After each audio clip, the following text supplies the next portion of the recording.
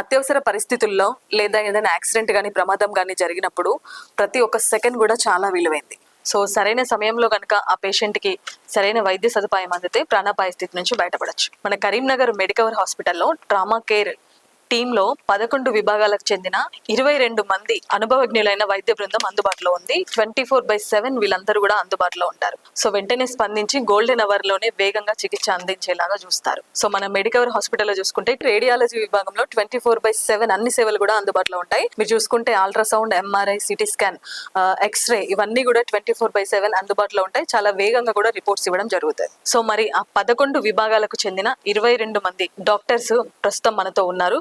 So normal గా ఏదైనా patient కి ట్రామాలో చూసుకుంటే నార్మల్ గా emergency medicine, critical care, CTVS surgery, neuro surgery, gastroenterology, general surgery, orthopaedics, urology, anaesthesia, ENT, radiology ఇవన్నీ విభాగాలకు చెందిన వైద్య బృందం ఇన్వాల్వ్మెంట్ కూడా ఉంటుంది. సో ప్రస్తుతం మనతో ఆ 22 మంది డాక్టర్స్ ఉన్నారు.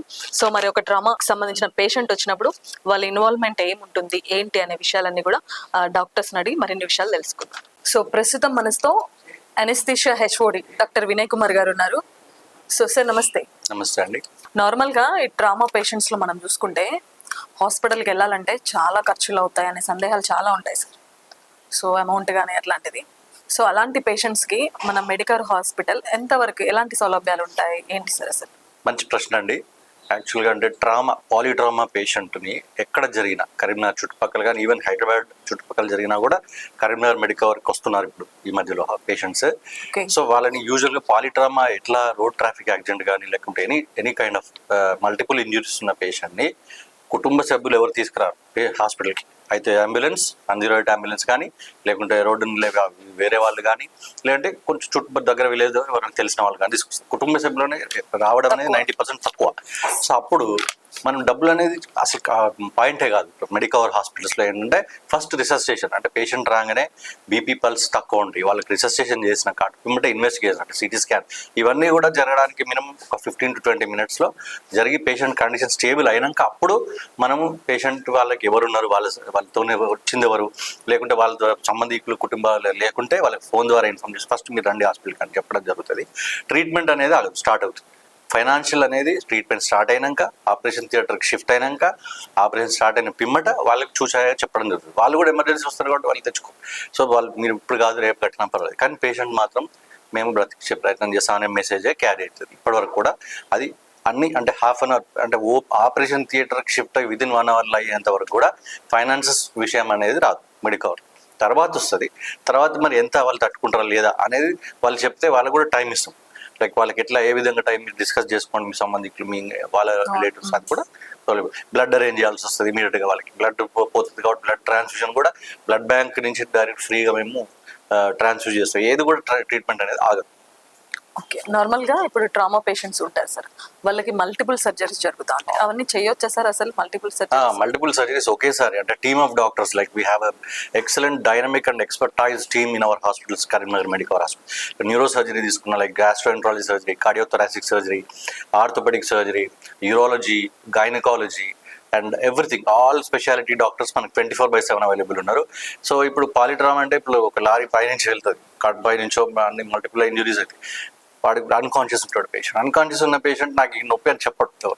సో అందుకని హెడ్ టు టో మనం సిటీ స్కాన్స్ అనేది తీస్తే ఎక్కడ ఇంజురీ అయింది, ఎక్కడ బ్లీడింగ్ అవుతుంది అనేది బ్రెయిన్లో అవ్వచ్చు, కడుపులో అవ్వచ్చు సేమ్ టైం. అప్పుడు మనం 2 ఓపెన్ చేయాల్సి వస్తుంది. అప్పుడు బీపీ పల్స్ తక్కువ ఉంటుంది. స్టెబిలైజ్ చేసి ఫస్ట్ బ్లడ్ ఎక్కించి డైరెక్ట్ సెంట్రల్ వీనస్ లైన్ అంటే మెడ నుంచి డైరెక్ట్ ఒక రక్తనాళం, పెద్ద రక్తనాళంలో పోయి గ్లూకోజ్ పెట్టి డైరెక్ట్ హార్ట్లోకి బ్లడ్ని పంప్ చేసేది ఒకటి ప్రొసీజర్ ఉంటుంది. అది చేసేసి దాని తర్వాత రిసస్టేషన్ చేసి ఆపరేషన్ థియేటర్ తీసుకోవడం జరుగుతుంది.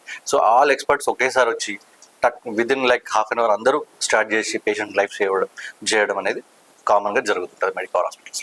ఇప్పుడు నార్మల్గా ట్రామా పేషెంట్లో చూసుకుంటే యాజ్ ఏ అనెస్థీషియాలజిస్ట్ మీ ఇన్వాల్వ్మెంట్ ఏముంటుంది సార్? అవును, ఫస్ట్ ఎమర్జెన్సీ టీమ్ ఉంటుంది. లైక్ ఎమర్జెన్సీ టీమ్ డాక్టర్స్ వాళ్ళు చూస్తారు ఎమర్జెన్సీలో, క్యాజువాలిటీలో వాళ్ళు రిసస్టేషన్ చేస్తారు. అంటే బ్లడ్ ఎక్కేయడం, లైన్ వేయడం, లైక్ ఆక్సిజన్ పెట్టడం, వెంటిలేటర్ పెట్టడం, అవన్నీ టీమ్ ఆఫ్ డాక్టర్స్ ఉన్నా. ఒకవేళ మేము 24/7 అవైలబుల్ ఉంటాం కాబట్టి వాళ్ళకి ఏమైనా హెల్ప్ కావాలంటే లైఫ్ సేవింగ్ మెజర్స్లో మేము ట్రైనింగ్ అయి ఉంటాం, పీజీ చేసేటప్పుడు. సో మేము కూడా వెళ్తాం. అక్కడి నుంచి స్టార్ట్ అవుతుంది మాది వర్క్.